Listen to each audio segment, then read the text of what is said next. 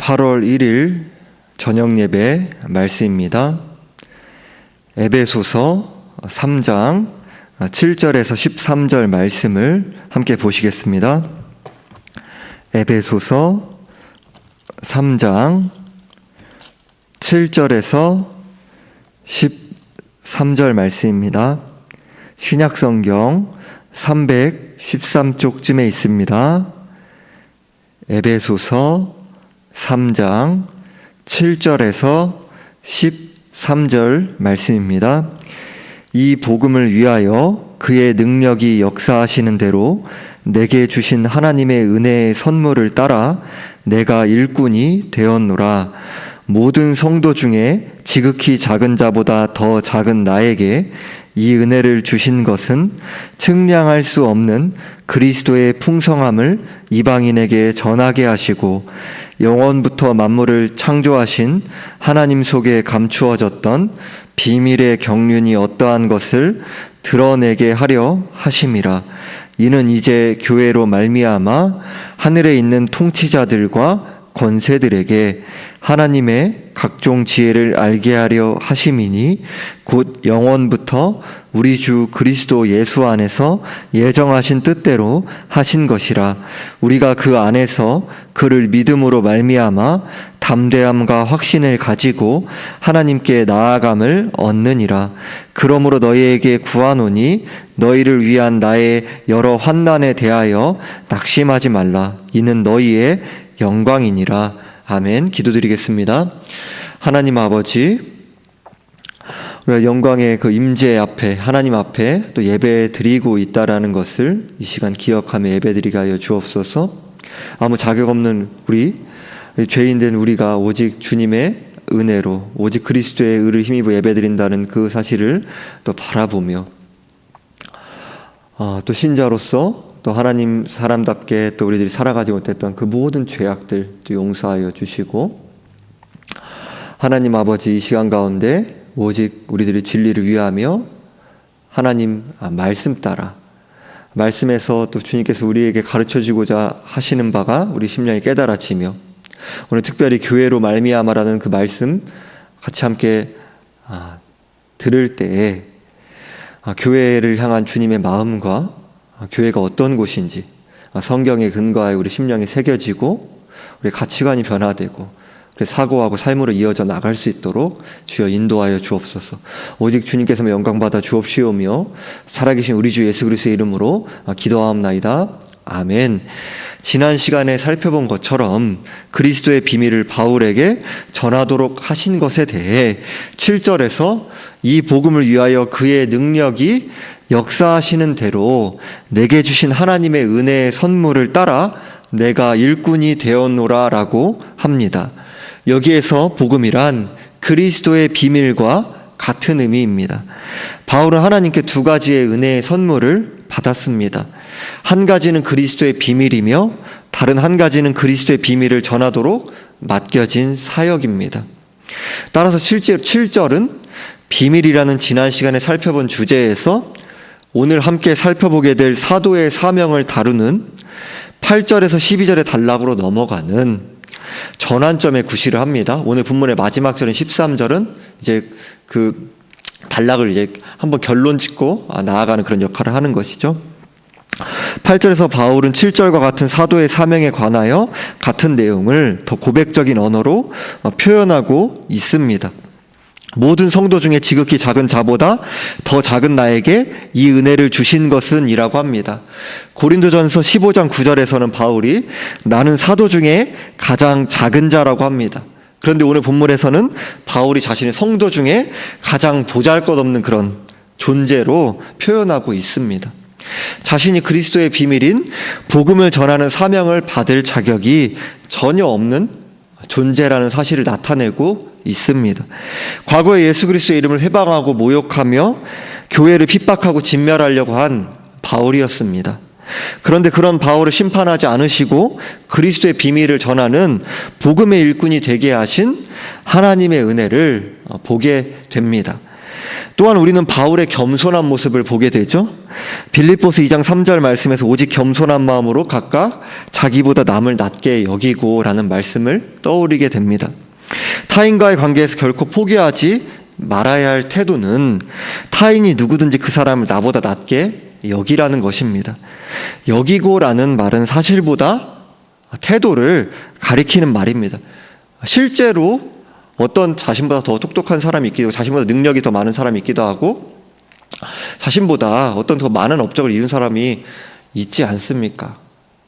사실 나보다 다른 사람을 낮게 여기라는 말에서는 그 사실보다는 태도에 초점이 맞춰져 있습니다. 물론 하나님 앞에서 우리들이 아무리 자신이 다른 사람과 상대적으로 더 나았고 더 잘난 사람이라 한다 하더라도 주님 앞에서는 그 앞에서 자기 자신을 자랑할 수 있는 존재는 없죠.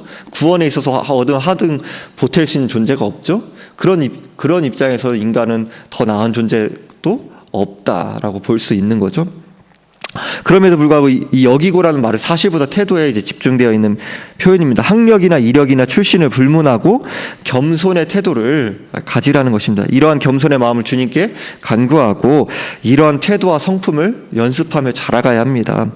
자, 개혁신보에서 보았던 월터 크레독이란 사람이 한 겸손한 성도가 가슴속에 새겨야 할 4가지 지침이란 이런 내용을 소개해 드리겠습니다. 첫 번째로 죄인인 다른 사람을 나보다 낮게 여길 것. 두 번째로 언제나 나 자신은 부족하다고 생각할 것. 세 번째로 나를 겸손하게 만드시는 분은 하나님이심을 유념할 것.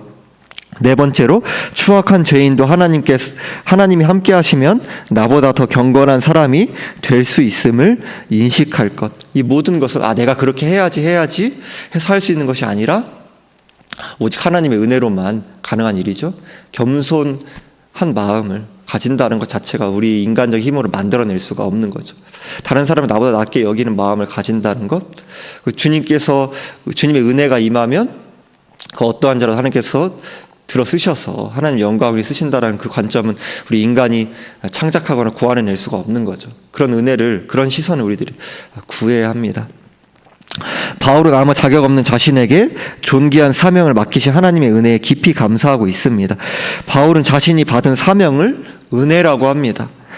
사도로 부름받은 지 30년 가까운 세월이 지났음에도 죄수로서 옥에서 고난을 당하고 있음에도 자신에게 사명을 주신 하나님의 은혜를 생각하며 여전히 감격하는 바울의 모습을 보게 됩니다. 바울은 자신이 받은 사명에 대해 측량할 수 없는 그리스도의 풍성함이라고 합니다. 그리스도께서 소유하고 계시며 복음을 듣고 믿는 자들에게 주시는 구원의 부요함을 의미합니다.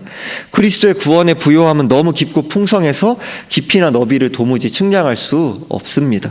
우리는 바울이 느낀 이중의 의무를 보게 됩니다. 첫째는 하나님의 진리를 나누는 것이고요, 복음을 전파하는 것이고, 두 번째는 그리스도의 풍성함을 나누는 것입니다.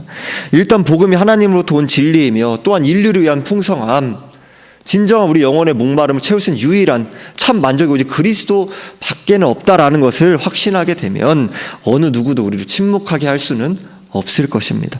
바울은 이러한 풍성한 그리스도의 복음을 이방인들에게 전파하는 일에 부름을 받았습니다. 이어서 바울은 9절에서 자신의 사명에 대해 영원부터 만물을 창조하신 하나님 속에 감추어졌던 비밀의 경륜이 어떠한 것을 드러내게 하려 하심이라 라고 합니다. 여기에서 비밀의 경륜이란 하나님의 종말론적인 구원 계획을 의미하는 비밀이라는 단어와 마지막 때, 그죠? 종말론. 그러니까 이제 그리스도께서 이미 이 땅에 성육신하심으로 이미 마지막 때가 시작되었죠. 이미 우리는 이 그리스도께서 오시고 또 이제 다시 오실 그 사이, 이미 예수 그리스도께서 오시고 또 다시 오실 영원 하나님 나라 완성된 그 사이의 기간을 종말이라고 합니다. 그 하나님의 비밀인 그리스도께서 이 땅에 오심으로 하나님의 구원의 계획에 그 중점이 요체가 밝게 드러난 거죠. 바로 자신의 목적을 드러내시고 성취하시는 하나님의 행동을 뜻하는 경륜, 그러니까 비밀이란 단어와 경륜이란 단어가 합쳐져 있죠. 단어가 쓰이고 있죠. 즉 비밀의 경륜이란 구원을 계획을 계시하시고 실행하시는 하나님의 행동을 뜻합니다. 9절에서 말씀하는 의미는 하나님 안에 영원전에 감추어졌던 비밀인 구원 계획을 하나님께서 어떻게 실행하셔서 이방인들과 유대인들의 구원을 이루셨는지를 복음을 전파함을 통해 밝히 알려주는 것. 그 그리스도의 그 복음, 그리스도의 그 주되심과 오직 그리스도를 믿음으로 구원받는 그 복음을 바울이 받은 사명이라는 것입니다. 그것이 바로 바울이 받은 사명이라는 의미죠. 9절에서 바울은 자신의 선교 대상을 이방인에서 모든 사람으로 확장합니다. 여러분이 가지고 계신 개역개정 성경의 9절의 서두에 보면 여러분 9절의 가장 처음 부분에 각주 1번이 보이실 것입니다.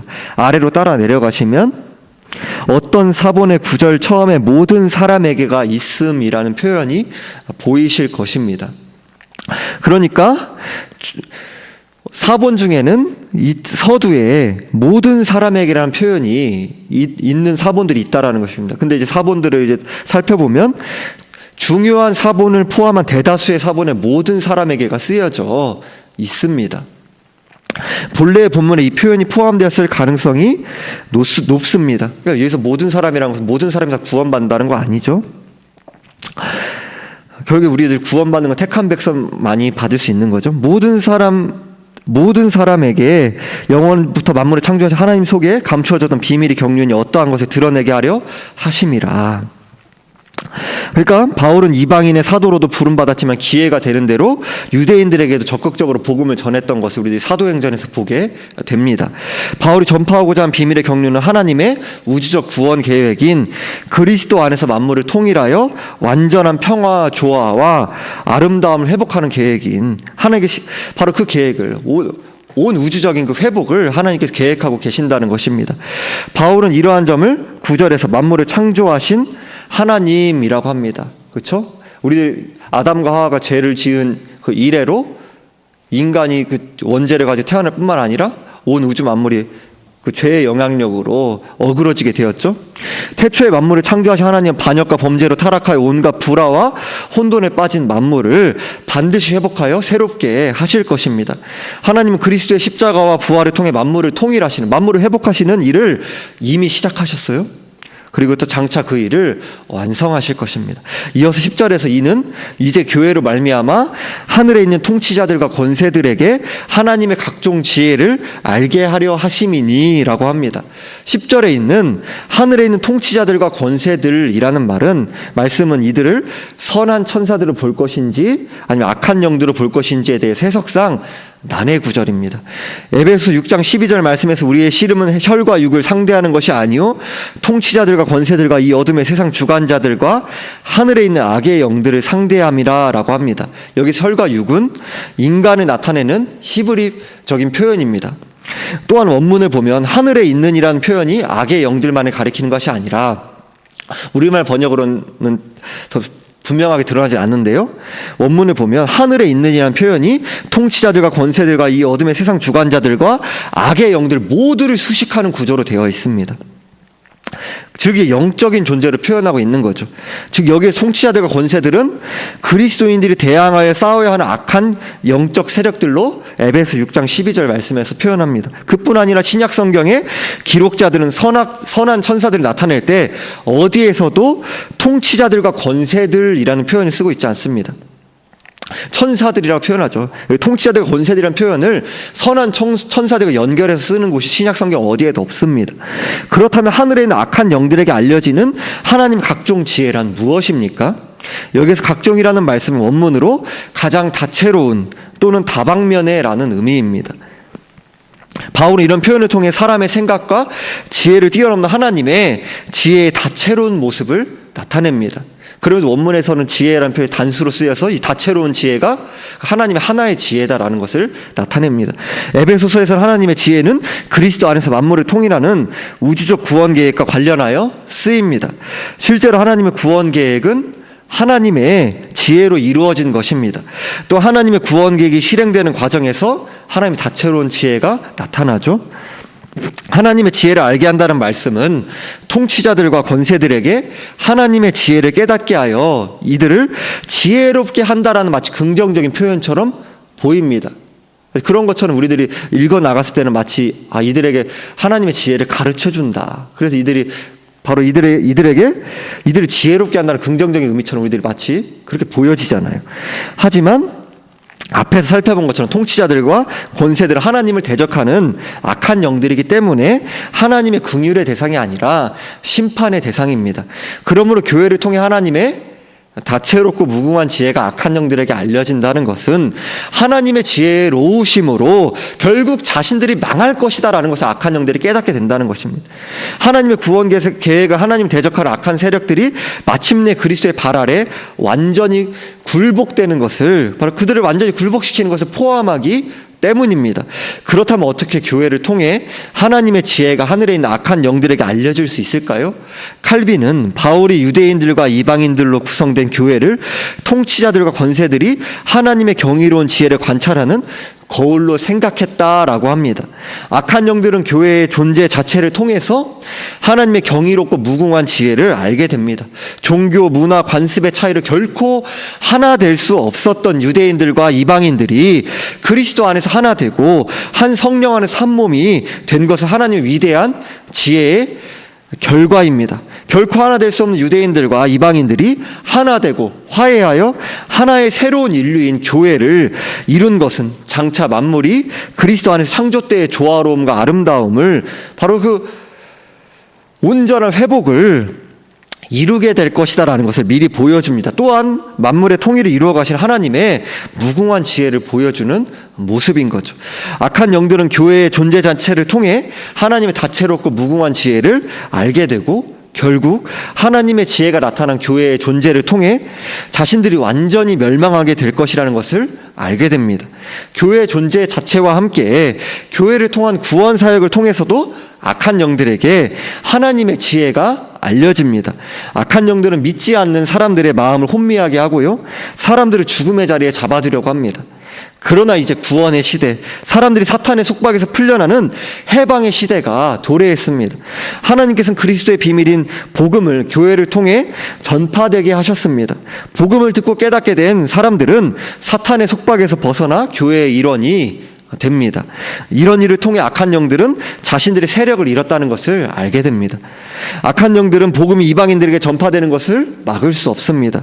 하나님의 교회를 통한 복음 전파를 통해 구원의 역사를 이루어 가시는 하나님의 지혜를 하늘에 있는 악한 영들에게 알리시고 동시에 악한 영들의 멸망을 예고하십니다.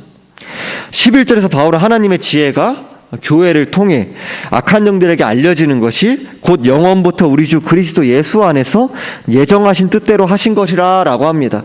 하나님은 창세전에 하늘에 있는 통치자들과 권세들에게 교회를 통해 하나님의 지혜를 알게 하시려고 작정하셨습니다. 하나님은 자신의 목적에 따라 바울에게 계시로 그리스도의 비밀을 알려주셨고요, 복음을 전파하게 하셨습니다. 그리고 복음을 듣고 믿은 유대인들과 이방인들로 구성된 교회의 존재를 통해 하늘에 있는 통치자들과 권세들이 구원의 역사를 이루어 가시는 하나님의 지혜를 알게 하셨습니다. 이 사실은 복음을 전파하는 일이 하나님의 영원한 목적에 따른 일이고요, 하나님의 예정하신 뜻을 이루어 가기 위한 것이라는 사실을 알게 합니다. 이어서 12절에서 우리가 그 안에서 그를 믿음으로 말미암아 담대함과 확신을 가지고 하나님께 나아감을 얻느니라 라고 합니다. 구약시대에는 오직 대제사장만이 지성소에 들어가 하나님의 거룩한 임재 앞에 설 수 있었죠. 대제사장은 수송아지로 속죄 제물을 삼고 순양으로 번제물을 삼으며 물로 몸을 씻고 거룩한 옷을 입고 난 뒤에야 비로소 지성소에 들어갈 수 있었습니다. 그러나 이제는 누구든지 오직 그리스도를 믿음으로 거룩한 하나님의 보좌 앞에 나아갈 수 있게 되었습니다. 진정한 대제사장이신 예수 그리스도께서 피를 흘려 성소에 들어가는 길이 여셨기 때문입니다. 또한 그리스도께서 흘린 피로 죄를 씻고 정결하게 되기 때문입니다. 13절에서 바울은 그러므로라는 접속사로 이번 단락의 결론을 맺고 있습니다. 당시 에베소 교회 성도들은 사도 바울이 로마에서 환난을 당하고 있다는 소식을 듣고 낙심한 것처럼 보입니다. 그래서 바울은 자신이 받은 그리스도의 비밀과 사명을 언급하면서 에베소 교회 성도들이 누리는 특권을 기억하도록 하고 성도들이 낙심하지 않도록 격려하고 있습니다. 바울은 지금 에베소 교회의 성도들이 유익과 그들의 영광을 위해서 환난을 당하고 있는 거죠. 그래서 자신의 여러 환난이 너희의 영광이다 라고 합니다. 오늘 본문의 단락에서 주목해야 할 것은 교회의 사명과 교회의 영광입니다. 10절에서 바울은 이는 이제 교회를 말미암아 하늘에 있는 통치자들과 권세들에게 하나님의 각종 지혜를 알게 하려 하심이니 라고 말씀했습니다. 교회는 하나님의 손에 붙들려서 하늘에 있는 통치자들과 권세들에게 하나님의 다채롭고 무궁한 지혜를 알게 하는 우주적 도구입니다. 또한 교회는 지상에 존재하는 사람들에게 하나님의 능력과 지혜를 드러내는 영적 기관이기도 합니다. 하나님은 그리스도 안에서 교회를 창조하시고 교회를 우주의 중심에 세우시고 모든 영적 존재들과 모든 사람들의 교회를 바라보기를 원하십니다. 에베소서의 가르침은 우리들이 흔히 이야기하곤 하는 교회를 바라보지 말고 하나님을 보라 이렇게 이야기하죠. 이것이 우리가 흔히 하는 말이 옳은 것인가? 이것이 성경적으로 봤을 때 맞는 것인가를 돌아보게 합니다. 오늘날에도 하나님은 온 세상 사람들과 하늘에 있는 통치자들과 권세들이 교회를 주목하기를 원하십니다. 그런데 우리는 사람들이 교회를 주목하는 것을 부담스럽게 생각합니다. 왜 그럴까요? 교회 안에서 부끄러운 일들이 빈번하게 일어나기 때문입니다. 사람들이 교회의 부끄러운 모습을 보고 실망할까 봐 염려하여 교회를 보지 말고 하나님을 보라고 합니다. 싸우고 분열하며 도덕적으로 부끄러운 일들을 저지르는 교회를 보고 지금까지 살펴본 것처럼 누가 하나님의 걸작품, 하나님의 새로운 인류, 하나님의 지혜의 결정체라고 할 수 있을까요? 누가 이러한 교회를 통해 하나님의 능력과 하나님의 지혜를 알 수 있다고 하겠습니까? 교회가 하늘에 있는 통치자들과 권세들에게 하나님의 다채로운 지혜를 알게 하는 영적 기관이다라는 사실은 우리들에게 하나님의 목적에 맞는 교회를 이루어가도록 진리를 위하도록 도전합니다.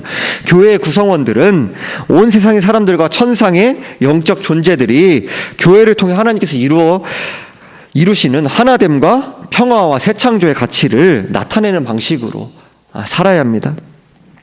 하나님께 서로 적대적인 유대인들과 이방인들을 그리스도 안에서 화해하게 하시고 한 몸을 이루게 하심으로 교회를 창조하셨다면 성도들은 반드시 그리스도께 이루신 화해와 연합을 교회 안에 나타내야 합니다. 그리고 진실함과 신실함으로 그 말씀의 가치에 따라서 자신을 쳐서 복종하며 그리스도를 닮아가기를 힘써야 합니다. 이런 이유로 바울은 1장의 2장에서의 가르침과 4장에서 6장의 권면의 그런 에베소의 그 구조를 통해 권면을 통해 교회의 연합과 화해를 강조하고 성령께서 하나 되게 하신 것을 힘써 지키라고 강력하게 요청합니다. 인간적인 힘과 능력이 하나 될 수 없던 유대인과 이방인들, 즉 우리도 출신 지역이 다르고 각자 생각이 다르고 각자 여러 가지 환경이 다르고 한데 도저히 인간적인 것으로는 남녀노소 하나 될 수 없는 그 교회를 하나 되게 하신 오직 그리스도의 구속함으로 하나 되게 하신 하나님의 놀라운 지혜, 그것을 하나 되게 하신 것을 힘써 지키라고 강력하게 요청합니다. 온 세상 사람들은 물론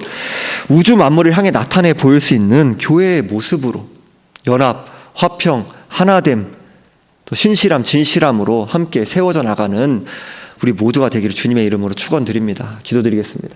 하나님 아버지,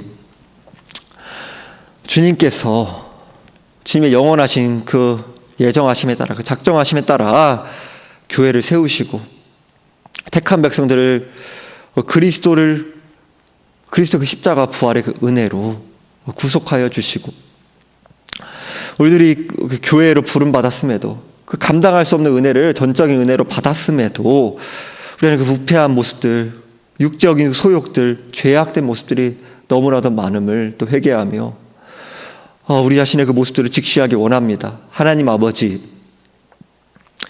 그럼에도 우리들이 이 안타까운 이 교회의 모습, 그래서 바라보면서 우리들이 교회를 하나님께서 바라보는 방식, 하나님께 보신 시선으로 바라보는 것이 아니라 판단하고 또 정죄하고 비난하며 깎아내리며, 그럼에도 하나님께서 교회의 역사를 통해서 그 진리의 빛이 어둡고 밝게 드러나지 않는 것 같은 그런 중세시대 암흑과 같은 그런 시간을 통해서도 진리의 말씀 복음이 보존되어 나가게 하셨고, 그 어떤 순간 가운데서도 주님께서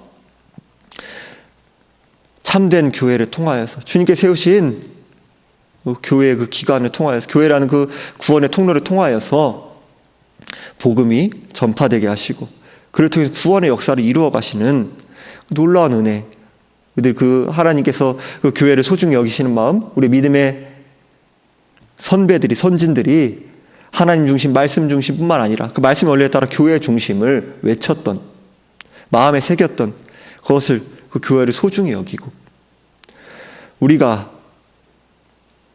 어떤 이상을 목소리에 핏대를 세우고 외치기는 쉽지만 그것을 삶으로 하루하루 인내하고 견뎌내며 충실하게 또 진실함 살아내는 것은 별개의 문제인데, 우리 자신의 모습을 보게 하시고 하나님께 주어진 자리를, 시대의 사명을, 한 시대 한 부분을 우리들에게 살아내게 하신 그 은혜를, 그 주님의 그 성품을 따라 살아내며 진실함과 신실함으로, 화평과 연합으로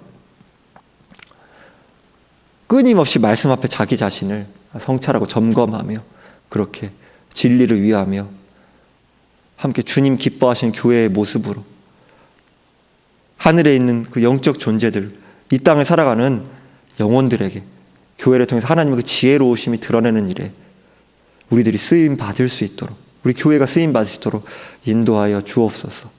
감사드리며 우리 주 예수 그리스도의 이름으로 기도하옵나이다. 아멘.